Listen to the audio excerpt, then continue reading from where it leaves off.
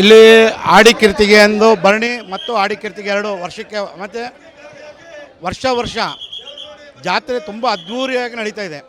ನಡೀತಾ ಇರೋದು ಏನಂದರೆ ದೇವ್ರ ಮೇಲೆ ಭಕ್ತಿ ಇಟ್ಕೊಂಡು ನಂಬಿಕೊಂಡು ಬಂದವರಿಗೆ ಎಲ್ಲರಿಗೂ ಒಳ್ಳೇದಾಗ್ತಾ ಇದೆ ಸರ್. ಭದ್ರಾವತಿ, ಶಿವಮೊಗ್ಗ, ಈ ಕಡೆ ತೀರ್ಥಹಳ್ಳಿ, ಈ ಕಡೆ ಕೊಪ್ಪ, ಈ ಕಡೆ ಎಲ್ಲ ಕಡೆಯಿಂದನೂ ಬರ್ತಾರೆ. ಎಲ್ಲ ಕಡೆ ಶಿವಮೊಗ್ಗ ಸುತ್ತಮುತ್ತ ಒಂದು 8 ತಾಲೂಕಿನಲ್ಲಿ ಎಲ್ಲ ಬಂದೇ ಬರ್ತಾರೆ.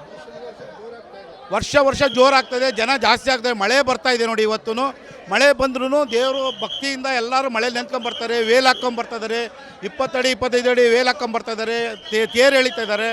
ಅದರಿಂದ ದೇವರು ಆಶೀರ್ವಾದದಿಂದ ಎಲ್ಲರೂ ಭಕ್ತಾದಿ ಈ ಸಲನೂ ಮಳೆ ಬೆಳೆ ಚೆನ್ನಾಗಿ ಆಗಲಿ.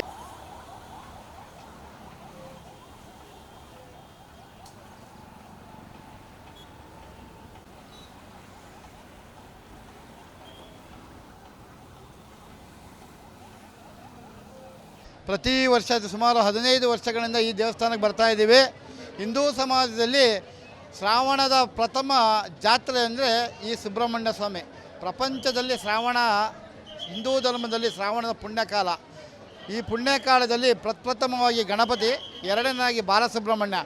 ನಿತ್ಯ ಬಾಲಸುಬ್ರಹ್ಮಣ್ಯನ ಪೂಜೆ ಮಾಡಲಿದ್ರು ವರ್ಷಕ್ಕೆ ಭರಣಿ ನಕ್ಷತ್ರದಿಂದ ಮತ್ತು ಆಡಿ ಕೃತಿಗೆ ದಿನದಂದು ನಾವು ಶ್ರಾವಣದಲ್ಲಿ ಪ್ರಥಮವಾಗಿ ಈ ಸುಬ್ರಹ್ಮಣ್ಯ ಸ್ವಾಮಿಯನ್ನು ಪೂಜೆಯನ್ನು ಮಾಡ್ತಾಯಿದ್ದೀವಿ.